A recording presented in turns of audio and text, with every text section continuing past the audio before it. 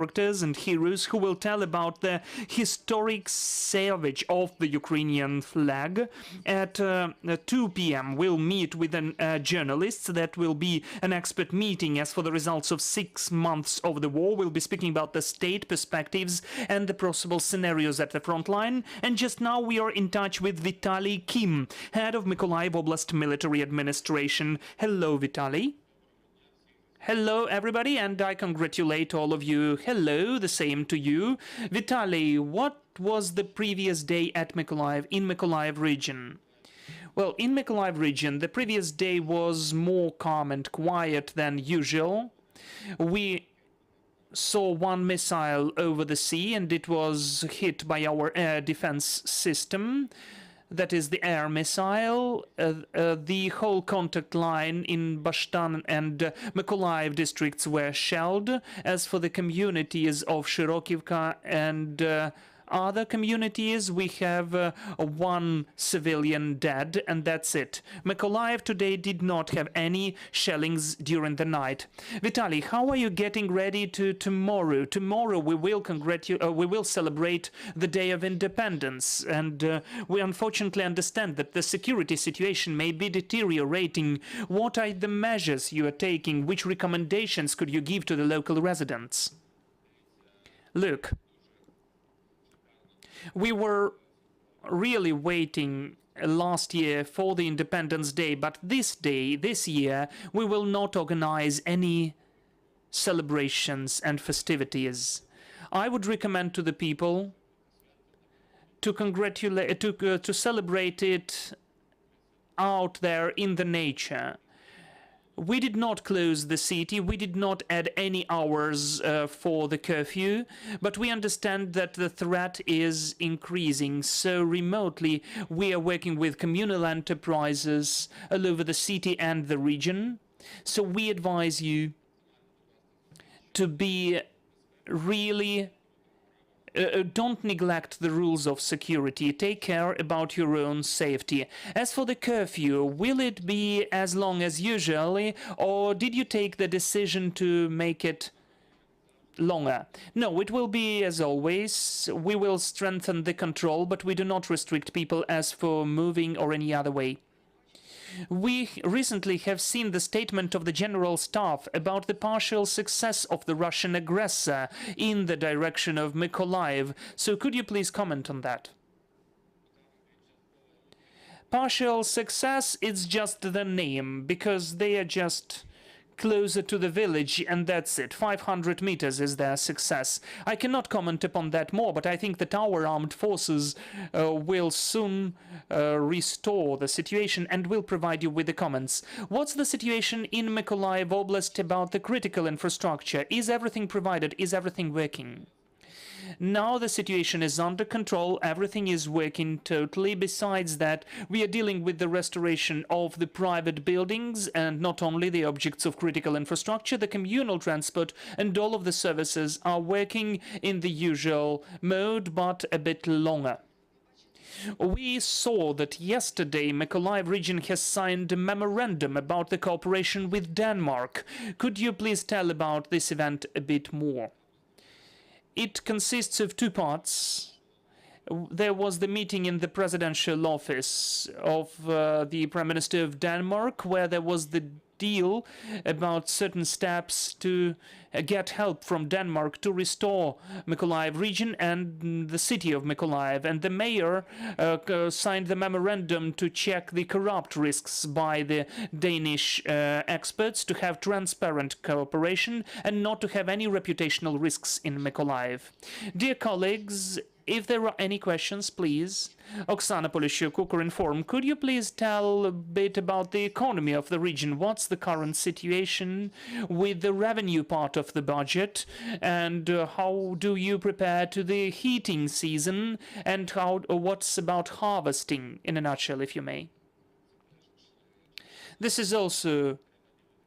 Well, we need to answer separately. As for the budget, as we have the military units located, we have so far the good allocation of budget of money. But as for business activities and the turnover money, lots of enterprises are not working. At least 12 biggest ones are not functioning, so it's not okay with the businesses. As for the harvesting, we harvested more than 80% of the sown of the yield, so we are planning the sowing campaign, and we are planning and cooperating with the government to include our districts which are closer to the combat areas, for them to get the loans according to the program of 579 and to get the grant, because there are some of the legal collisions. And what other question did you pose about the heating season? The heating season. Yes, as for the heating season, we are getting ready to it for 2 months in a row. As soon as possible, we are forming the reserves, and we are expecting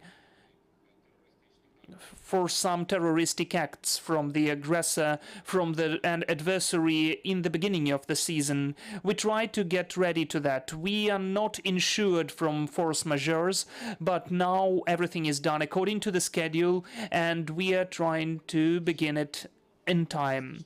One more question about the tourist season. The Mykolaiv region had a very hard season, of course, but still some of the tourist objects were working. What are the outcomes? Could you share?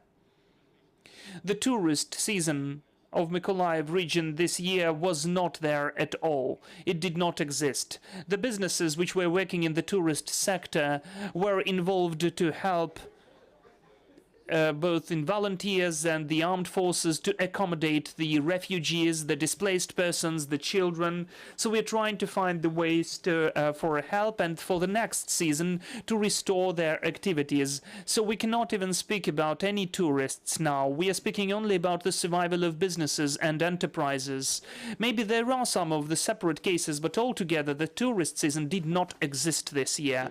Thank you. Then one more question. How will you organize the academic year, especially the high schools in academic, taking into account that 3 leading universities were shelled? 3 universities were really shelled, but all of the teachers and professors are totally intact and alive, and the commissions have a very high percentage of the students, so the academic year will begin on time, because the university has additional premises where the conditions are not as good as usual, but it will be conducted, the theoretical and the practical part, some of them will be conducted online. As for the academic year of the secondary schools and kindergartens, less than 5% will be done offline, only in the safe parts of the city. And also we have such a practice that the parents themselves will take the decision whether their form or grade would like to have tuition online or offline. They could combine in, they could be united into the groups which would need offline training. This system will be adaptive. We are working on that together with the Ministry of Education. Vitaliy, we've got one more online question about Voznesensk and the shelling of the multi-storied building. Could you comment on that? Are there casualties? These were the missiles of caliber type which was launched against Voznesensk city. The precision of this missile is up to 2 meters, so I think this is the terroristic act for Voznesensk. Well, for Russians, as Russians think that they wanted to show Voznesensk that they can do that. This was the very direct hit against the residential 5-storied building. Do you know anything about casualties? Yes, I do, but I cannot tell you now. I need to get prepared to this question.